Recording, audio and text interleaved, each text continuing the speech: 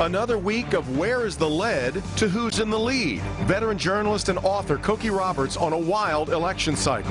An inspiration for Detroit's doers and disruptors. Today is Sunday, April 17, 2016, and this is Flashpoint. Hi, welcome to Flashpoint. Good to have you with us this morning. The Flint water crisis has given us a barrage of numbers that can be overwhelming, but the number we're learning to watch is 15. 15 parts per billion. That's what the federal government has set as the threshold level for lead in water. 15 parts per billion. This week we found that there are nearly 20 Detroit schools over that level. In fact, the water from a water fountain at Ronald Brown Academy, 100 times higher than that acceptable 15. The city's health director is urging that all Detroit children under the age of 6 should be screened for lead. This morning, what we learned and where worry meets action. Also, another week of loud give and take from the political sphere. And this morning, Cokie Roberts is here. We're going to talk about her new book and also about a campaign that political veterans like Cokie Roberts are having a hard time describing. It is clearly unlike anything we've seen. And this week, some big names coming to Detroit. Martha Stewart, Michael Strahan, John Varvatos, astronaut Mark Kelly. They're coming to inspire in a city that seems to be inspiring many of them. We're going to talk about Fuel Detroit 2016 with one of the co-founders of Fuel Leadership, Josh Linkner. It's all today on Flashpoint.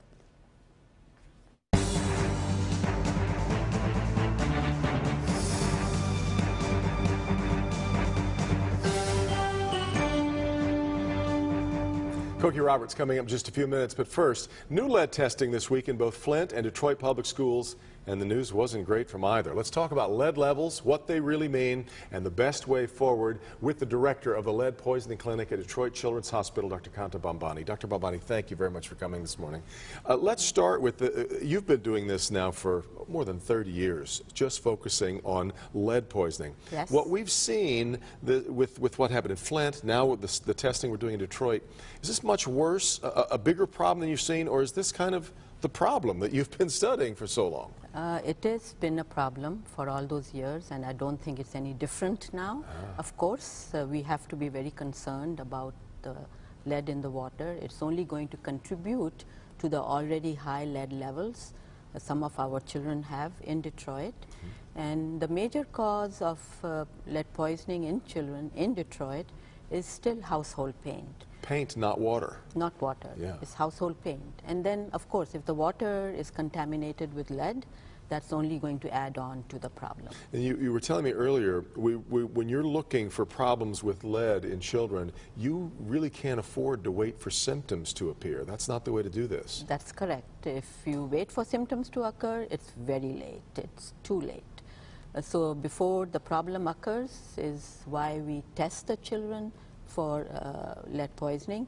Every child in Detroit, starting from the time the child starts to walk, should have the blood lead tested at least once a year. I mentioned off the top there that the city's health director, Dr. El Sayed, has recommended that all children under the age of 6 now be tested for lead. You, I think that that's how it should be anyway. It should have been there like this for years and years, and generally anybody who comes to Children's Hospital of Michigan, they do have the blood lead tested at least once a year up till 6 years of age.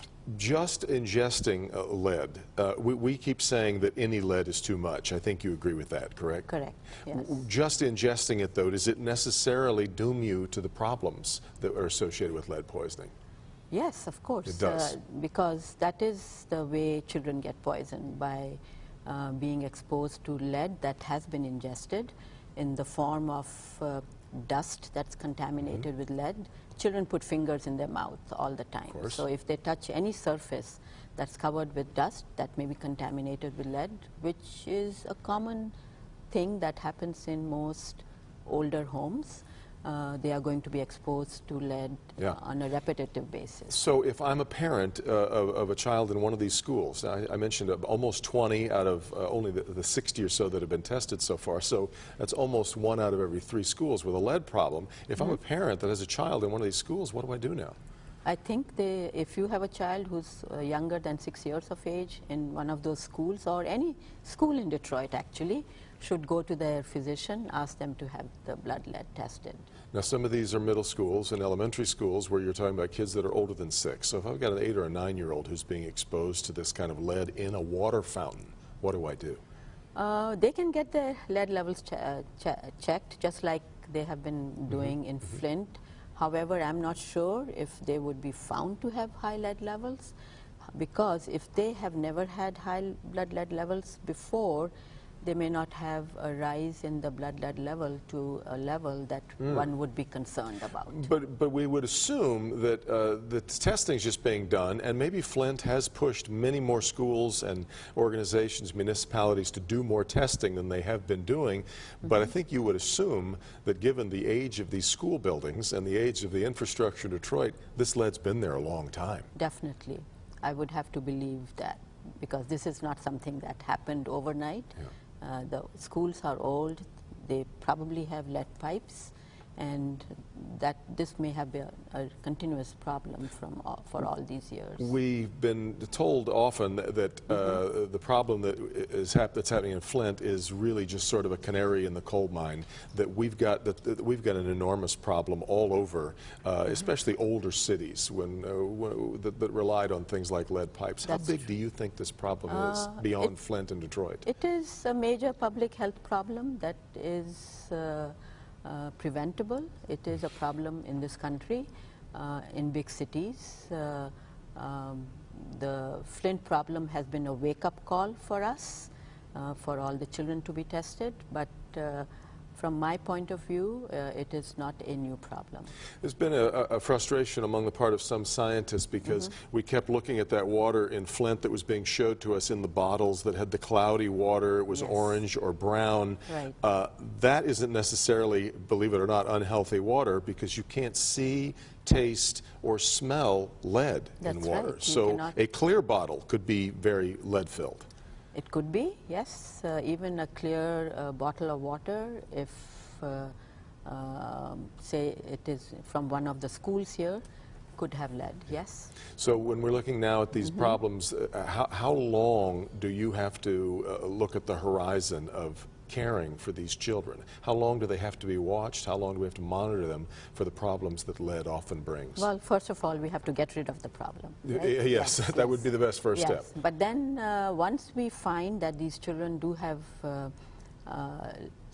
lead levels that we need to be concerned about, then these children need to be followed for a very long time. The lead levels may come down from not being exposed to lead. However, they may have issues at school, learning problems. We know that the school dropout rate for these children is very high, and these children need to be followed for a long time with appropriate interventions in terms of school remediation programs and so on. Lastly, in Flint, there was clearly a problem here that went beyond just old infrastructure. You had some very bad decisions being made and people not really looking out for the public good. Rebuilding that trust in the public is going to take an awful long time, isn't it? Very long time, yes. Yes. Sad. Yeah. Thank you very much for your time. I really appreciate you being here, Doctor. Appreciate it. When we come back, we'll be joined by not Doctor. Well, maybe she is a doctor, but she's got some honorary degrees. Cokie Roberts will be here on Flashpoint right after this.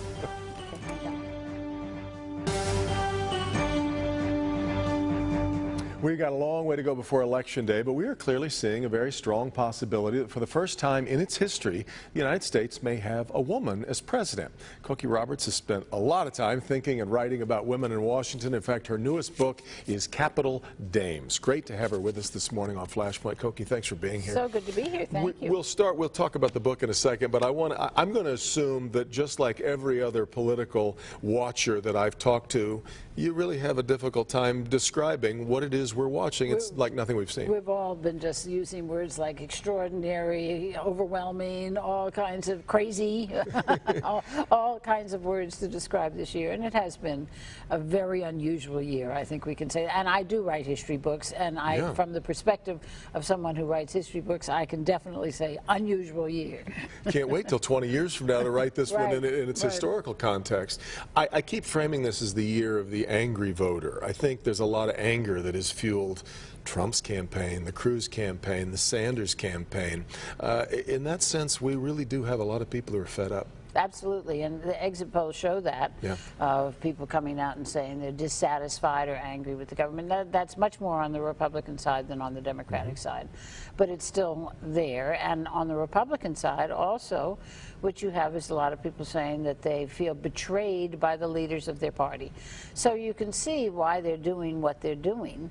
And Michigan is a very good case in point, because you know very well people used to be able to assume that they could work for General Motors all their lives and have a house and a boat and have their kids do the same thing and live a good life. And that's just not true anymore. And so there's a sense of being betrayed and being unmoored, not knowing exactly what comes next. And in fact, in that sense, the frustration seems reasonable. It is reasonable, although I think what we have seen is a lot of playing on the fears and upsets of voters in a way that is irrational and not very helpful for the country as a whole. I'm curious as to your thoughts. This is an extraordinary time for the media. I think there's a lot of evidence to support the fact that the media kind of created a Frankenstein in Donald Trump, who then sort of outgrew the lab a little bit. And now we're seeing the backlash to it. I mean, I can't imagine a candidate before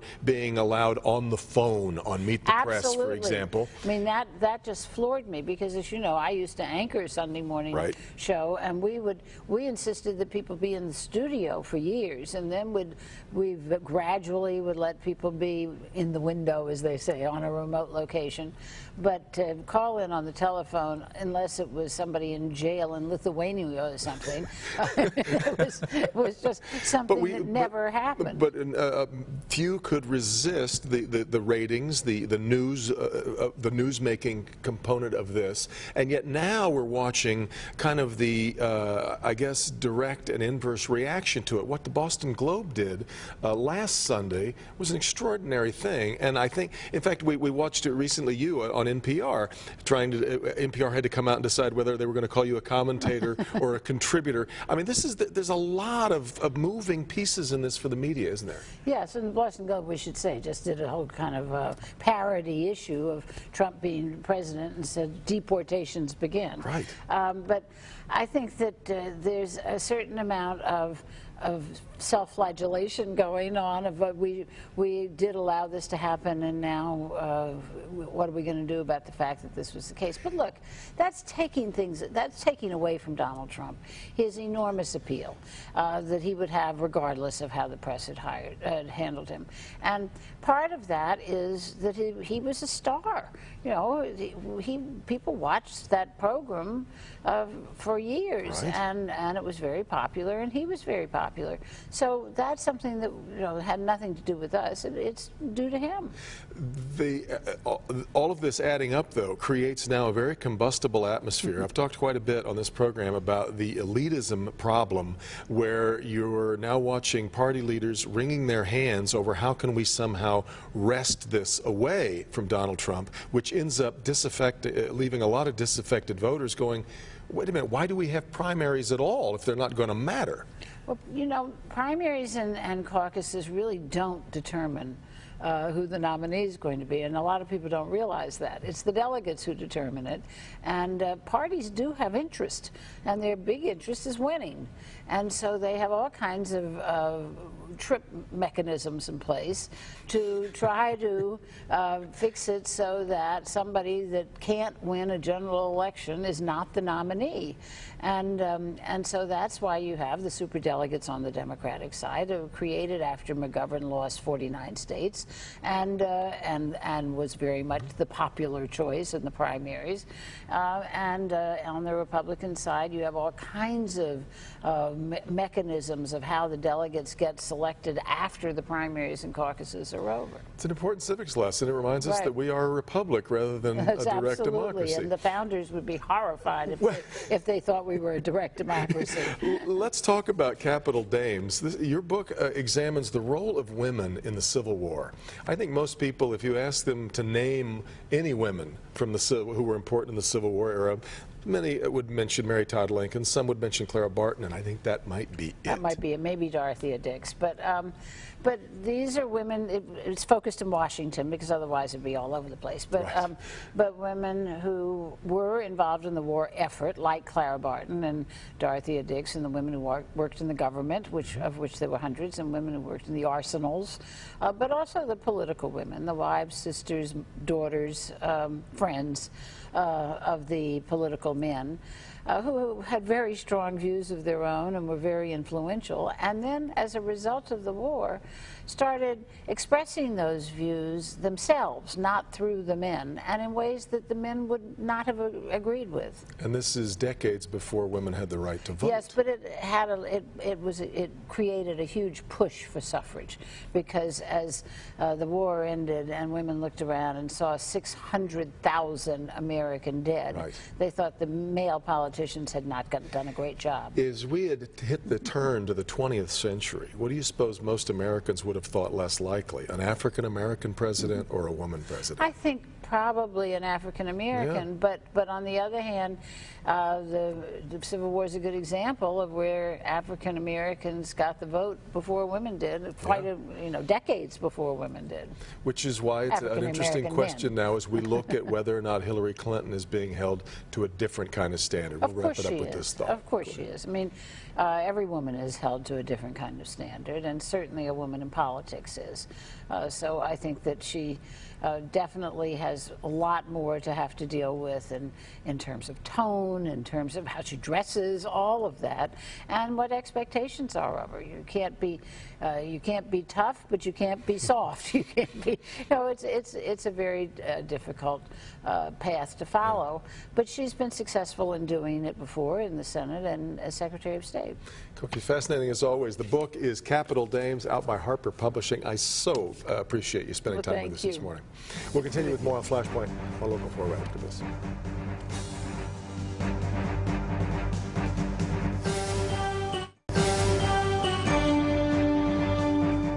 This week in Detroit, a lot of famous names and faces will be at Motor City Casino for Fuel Detroit 2016. Fascinating day on tap, and the head of Fuel Leadership for Detroit, been with us before a number of times on Flashpoint. Good to have Josh Linkner back with us. Thanks, Josh, Evan. Great to be here. As always. This is a fascinating thing, and we see a lot of these seminars where they're sort of rah-rahs. These are, you can go out there and do it, Zig Ziglar kind of things. Yeah. That is not what you're planning. It is not. I mean, and I've been to many of those, and they can be entertaining. They're important, sure. But you leave and you say, well, now what do I do? It's not practical, and we did the opposite. The agenda is filled with people who have achieved at the highest levels of success, people like Martha Stewart, Michael Strahan, John Varvatos, and they are there not just to pump up the audience, although it will be energizing. Sure, sure. They're there to share inside secrets, tools, techniques, practical takeaways to help Detroit perform better. So the whole effort here is around fueling the performance of individuals in Detroit and the Detroit community and companies. As we try and develop this very entrepreneurial, very forward-thinking community in Detroit, these are the people who have done what many of these young startup folks here are hoping to eventually be. Right? Yeah, that's exactly right. And so we organized the agenda to have a little bit of something for everybody. And so we can learn leadership skills from astronaut Mark Kelly, who is literally an astronaut. Right? How cool is that? It's one of my favorite words. I know, if that's attached to somebody, you know there's a good story there, right? Yeah. No question about it. We're going to learn about building successful cultures from Marcus Buckingham, a world-renowned New York Times bestselling author and expert in the field. So we're going to learn about building better cultures, learning how to sell and market better as companies, how to be more efficient, how to be more effective leaders. So we're hoping that people will take away some practical nuggets and, again, perform better the very next day. Well, in fact, let's stretch this out to what you're seeing happen right now in Detroit. We've obviously got a lot of energy going on around the M1 rail line. It's amazing what we're watching happen with the hockey arena. But these startups, these businesses that are trying to take root, those are, I think, still really going to ultimately tell the story of whether Detroit makes it to where we want it to be, right? They're going to certainly play an important role. And I'll tell you, and you know this, I'm more optimistic than ever. I think we have so much passion and momentum happening in Detroit. But what we have, and we have all these talented people and companies and even investment, we need people to perform at their best. And even a 5% improvement in performance across the board changes the game for the city of Detroit. Mm-hmm. So it's one thing to have a startup. It's another thing to have a successful startup. Even a big company, it's one thing to have a big company, but if it's a top performing big company, totally different outcome. And so that's what we're hoping Fuel will do, is help, again, improve performance for people at all levels throughout their career and any size company. Is the mentorship there the way it needs to be? Because all of these young people need those guiding lights to help them jump the tough times, you know, push through and make it. Is that all there? I think it's somewhat there, and we need to continue to double down on that. And for those that have been successful, that reach back out and give back, not only by philanthropy, which is terrific, but by investing their time and helping others rise up, I think is critical. And when you look at areas like San Francisco that have been so successful, or Boston or Chicago, that element of mentorship, of helping the next generation rise and succeed, is critical. And I think it's going to play a real role here in Detroit. Dennis Archer Jr. and I have talked about this a lot, because it's particularly important and acute when you're talking about minority startups, trying to find minority mentors that can help them move along where maybe they haven't had that kind of experience or guidance before. Yeah, no, I think that's right, and I think that you know, the exposure to not only access to deals and contacts or capital, but access to ideas and problem-solving techniques. Yeah. And what I really hope too is that that diversity comes in all sorts. In other words, if there's a minority startup, doesn't necessarily need a minority mentor, or vice versa. I hope that we can all really come together with the common thread of being Detroiters and being committed to achievement and success, no matter what, you know, ethnic group or background one has. John Gallagher wrote a fascinating piece 2 Sundays ago, though, about the problems that still exist in Detroit with, I guess for lack of a better word, we'll call it red tape, of what it takes to really make things happen. Do you find that that's still a big struggle? I think it is. I think it's improving. I believe that we, you know, really have a legitimate group of leaders here in Detroit and in the public sector that, while not perfect, and there's a lot of stuff to still clean up, are doing their best. They're doing a thoughtful job in trying to make that go away. Nonetheless, it exists, and I think a lot of it has to do depending on the sector. So I've been a tech guy my whole career, and it doesn't require, you know, the same type of permitting and inspections that you would have if you were a retail store, for example. And so I think, you know, as we embrace the new era, the digital age, if we look for areas for growth, areas for investment that transcend the bureaucracy, that may be a path, in other words, to avoid the red tape altogether. Now, we're lucky that you're sitting in one place for long enough for me to talk to you, because you're traveling a ton right now, talking to other people about not just motivational tools and all that about how to get going, but about what's happening in Detroit. You still find that really keen interest now about what's happening in the Motor City after all this time? Yeah, Devin, I've been all over the world in the last 12 months. I mean, I gave over 100 keynote speeches to companies of all sizes and shapes. And when you use the word Detroit, people lean forward. They want to know what's going on. They hear about the progress. And when I ask for questions or people come up to me afterward, 9 times out of 10, it's about the city of Detroit. So we've peaked the interest on a worldwide stage. People are rooting for us. You know, we're kind of the underdog. But at the same time, now it's our responsibility to deliver. I mean, we certainly can't just throw up our hands and ask for help from everyone. It's up to us as Detroiters to rise to the occasion, and that's why we're excited about Fuel, because we want to fuel this community. And the website for those who want to attend? Yeah, it's fuelleadership.com. There are a few tickets remaining, and we certainly hope that people join us. I will see you there. I'll be hanging out with you and Martha Stewart on Thursday. Thanks, Josh. Great to have you here as always. Great to have you here as well. Meet the Press coming up next. Hope you have a great week. We'll see you next time right back here for Flashpoint.